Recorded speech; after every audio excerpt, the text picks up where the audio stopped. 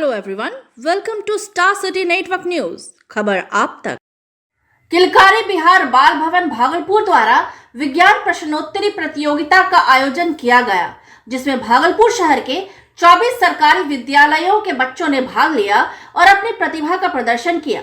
मौके पर मुख्य अतिथि के रूप में माननीय उप महापौर राजेश वर्मा उपस्थित थे। किलकारी भागलपुर द्वारा इस प्रतियोगिता का आयोजन पिछले 4 वर्षों से लगातार किया जा रहा है। इस प्रतियोगिता का आयोजन राष्ट्रीय विज्ञान दिवस के अवसर पर छात्रों में विज्ञान के प्रति रुचि उत्पन्न करने और साथ ही बच्चों के सृजनात्मक विकास के लिए किया जाता है। इस प्रतियोगिता के अवसर पर किलकारी के बच्चों ने विभिन्न कलाओं, हस्तकला, चित्रकला, मंजूषा कला, मूर्ति कला, जूट आर्ट, सिक्की आर्ट की प्रदर्शनी लगाई। साथ ही कई वैज्ञानिक मॉडल जैसे ट्रैक्टर, दूरबीन, जनरेशन ऑफ मोबाइल आदि का निर्माण कर प्रदर्शनी लगाई।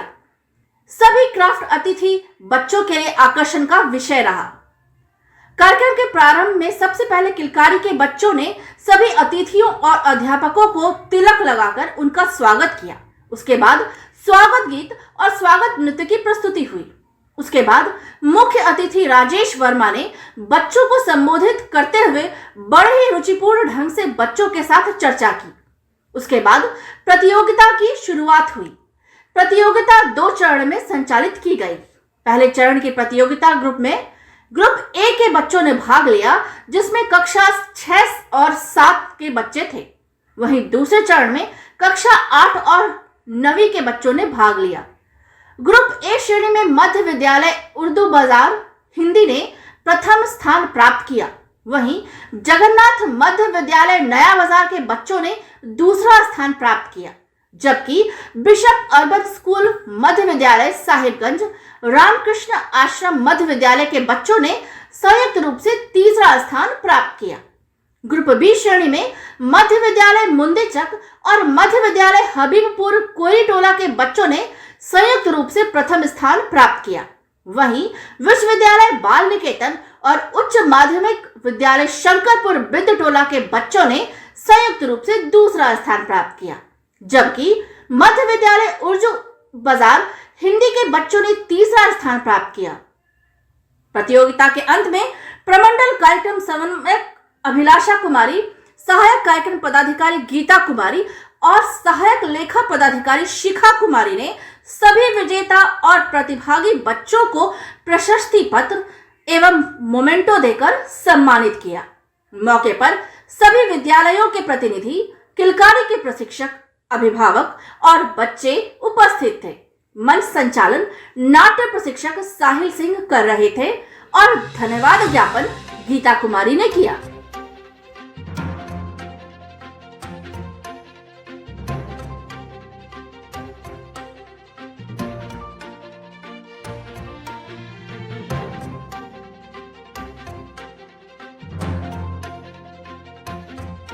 आप सबको यहाँ बाहर मिल जाएगा, उसके बाद यहाँ से बाहर जाएंगे। ठीक है, समझ गए सारे लोग? तो चलिए फिर से कंपटीशन को आगे बढ़ाते हैं।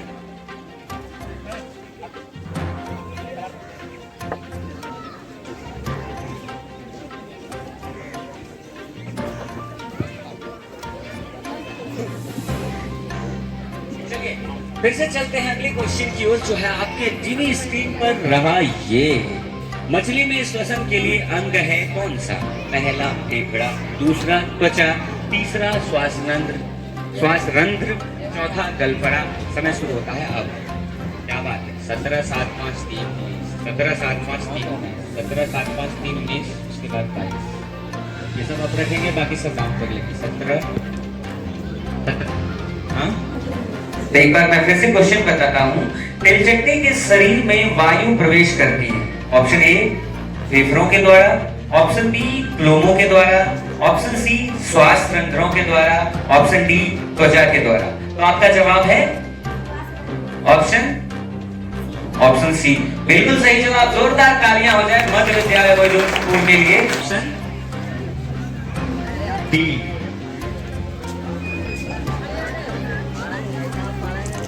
ठीक है, टेबल नंबर 20 20 टेबल नंबर 22 ठीक है, table number 5, table number 7, table number 17, ऑक्सीफर्सन। बिल्कुल सही जवाब है, लेकिन सबसे पहले सही जवाब दिया है बिशप अर्बन स्कूल ने। एक बार जोरदार तालियां हो जाए बिशप अर्बन स्कूल के लिए, इन्होंने बिल्कुल सही जवाब दिया है।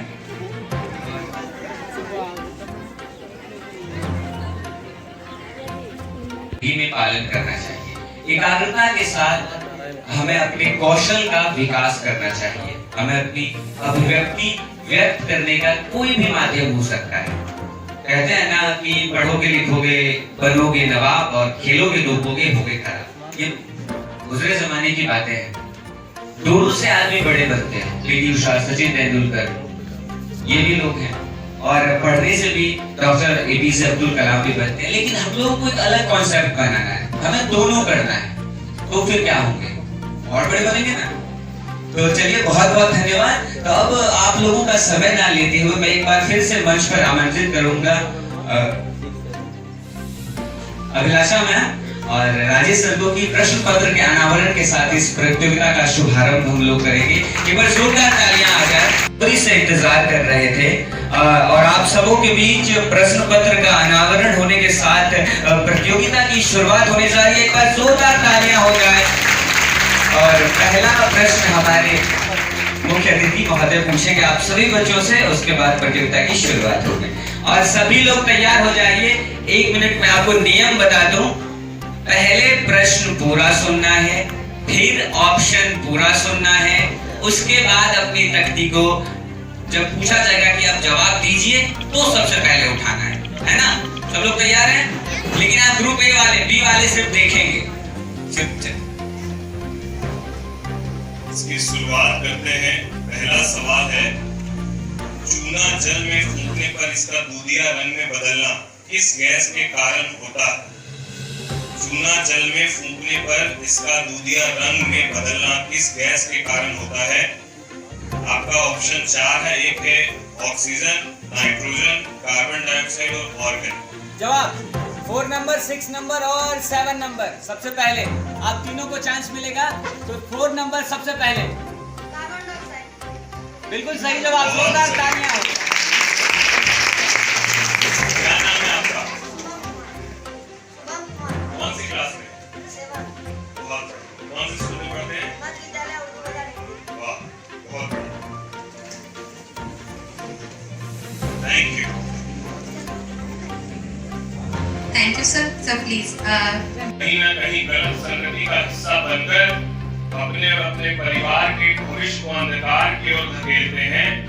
वहाँ किलकारी मुस्कुराते हुए उन बच्चों को अपने प्रशिक्षण संस्थान में बुलाकर उनके बेहतर भविष्य को संवारने का, निखारने का काम करती है। मैं ऐसे सभी शिक्षकगणों को चरण वंदन करता हूँ। ऐसे सभी शिक्षकगणों को ढेर साधुवाद दिखाएंगे। साथ ही साथ यहाँ मौजूद मैं अपने छोटे भाई बहनों से भी ये बात कहना चाहता हूँ कि जितने भी बड़े लोगों को आप देखते हैं, जो भी आपके यहाँ मुख्य अतिथि या अतिथि बनकर आते हैं, वो मुख्य अतिथि और अतिथि आप जीवन में कभी भी बन सकते हैं। और जीवन में बड़े मुकाम को हासिल करने के लिए अपने माँ को, अपने पिताजी को, अपने परिवार को, अपने मोहल्ले और अपने गांव में अपनी एक अलग पहचान को बनाने का एकमात्र कोई रास्ता है, तो वो शिक्षा और ईमानदारी से अपने हुनर को निखार कर आगे बढ़ना ही इसका एकमात्र विकल्प है। इसीलिए जितने भी हमारे छोटे भाई बहन हैं, जिनको जिस भी क्षेत्र में मन लगता है, हम जरूरी नहीं कि हर आदमी यदि पढ़ने में तेजी होता तो क्रिकेटर कौन बनता, सिंगर कौन बनता, एक्टर कौन बनता, और जो पढ़ने में एकदम खराब है तो फिर नेता कौन बनता, है ना। तो इसीलिए इस बात को समझिए, हमारे बिहार में ही 10th पास और 8th पास लोग भी बिहार का प्रतिनिधित्व करते हैं। आपके अंदर यदि शिक्षा का भी अभाव है, यदि आप सोचते हैं कि हम बेहतर पढ़ नहीं सकते हैं, हमारी रुचि पढ़ाई में नहीं है, तो कोई बात नहीं, इसमें आपको अपने आप को बहुत कमजोर समझने की जरूरत नहीं। आप बेहतर यदि ड्राइंग कर सकते हैं तो उस क्षेत्र में अपने आप को आगे बढ़ाइए। आप बेहतर नृत्य कर सकते हैं तो नृत्य के क्षेत्र में अपने आप को आगे बढ़ाइए। आप बेहतर गा सकते हैं तो उस क्षेत्र में आगे बढ़िए। आप बेहतर खेल सकते हैं तो उस क्षेत्र में आगे बढ़िए। अब तो बड़े घर का होना या छोटे घर का होने में कोई फर्क नहीं है।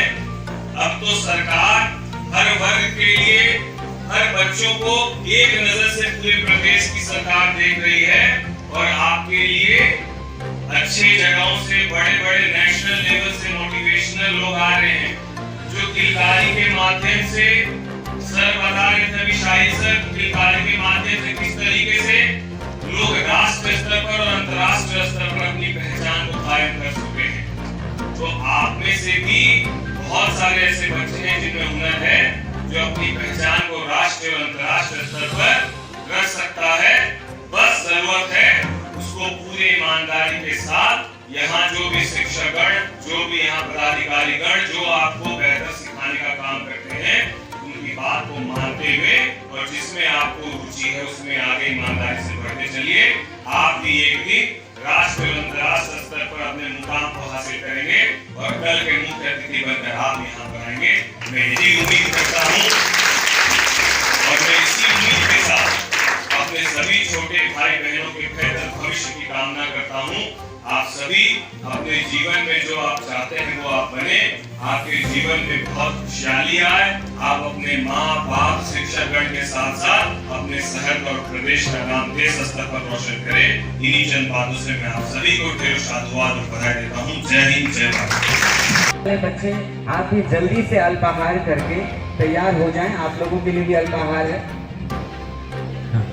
तो ग्रुप बी के बच्चे जब हॉल से निकल जाएंगे ग्रुप ए के बच्चे तो ग्रुप बी के बच्चे अपने अपने टेबल पे आकर बैठ विज्ञान दिवस के अवसर पे बच्चों ने कुछ मॉडल्स बनाए हैं अलग अलग और हमारे खिलाड़ी के सहयोगियों से अनुरोध है वो चीज आप देख सकते हैं। एक तो ट्रैक्टर है और ये पूरा ही वेस्ट मटेरियल के साथ बनाया गया है और बच्चों ने सिर्फ एक दिन में ये पूरा काम किया है। और ये दूसरी ओर इन्होंने ये दिखाना चाहा है कि अभी बहुत ज़्यादा महंगाई बढ़ रही है और एक तरफ देख सकते हैं गेहूं का दाम जो कि 15 रुपये किलो बच्चों ने दिखाया है और एक तरफ हर साल की तरह लगातार आज चौथे साल से किलकारी बिहार बाल भवन भागलपुर द्वारा आयोजित ये विज्ञान प्रश्नोत्तरी प्रतियोगिता जो आप सभी थोड़ा सा लग रहा है कि इतनी महंगाई क्यों बढ़ रही है और शायद घर में ये परेशानी सारे लोग अभी बैठे रहेंगे अपनी जगह पे। बच्चों का भी पूरा प्लान है और पूरा बच्चों पे ही क्रेडिट जाता है इन सब चीज़ों का। बच्चों ने बहुत मेहनत किया है और मैं सभी बच्चों को थैंक यू बोलना चाहूँगी कि उन्होंने बहुत अच्छा किया है। और आप आगे भी देख सकते हैं बच्चों ने प्रदर्शनी अलग अलग चीज़ों का लगाया जो भी हमारे यहाँ ट्रेनिंग दी जाती है पूरे साल। तो एक छोटा छोटा प्रदर्शनी बच्चों द्वारा दिया गया है और अभी प्रश्नोत्तरी का भी कंपटीशन चल रहा है अंदर। अभी एक ग्रुप ऑलमोस्ट कंप्लीट है, दूसरा ग्रुप हम लोगों का वापस फिर से कितने विद्यालय के बच्चे यहाँ शिरकत किए? कुल 24 विद्यालय से बच्चे यहाँ आए हैं और दो ग्रुप हम लोगों ने ग्रुप ए और ग्रुप बी में है। फर्स्ट ग्रुप में क्लास 6 और 7 है और सेकंड ग्रुप में क्लास 8 और 9। तो दो ग्रुप में है, पहला ग्रुप ऑलमोस्ट डन है, सेकंड ग्रुप हम लोग का स्टार्ट होने वाला है। और उम्मीद है कि जिस भी विद्यालय से बच्चे आए हैं सभी बच्चे बहुत अच्छे हैं और अच्छा करेंगे। Thank you. स्कूल 1 नंबर में है, दूसरे नंबर में है स्वामी विवेकानंद आश्रम प्रवृत्ति, तीसरे नंबर में है विवेके बाल निकेतन भागलपुर विश्वविद्यालय बाल निकेतन भागलपुर, मध्य विद्यालय उर्दू गुजर हिंदी। 5वें नंबर में है बाबा साहेब भीमराव अम्बेडकर आवासीय विद्यालय। 6ठे नंबर पे है आर्यन स्कूल साहेबगंज।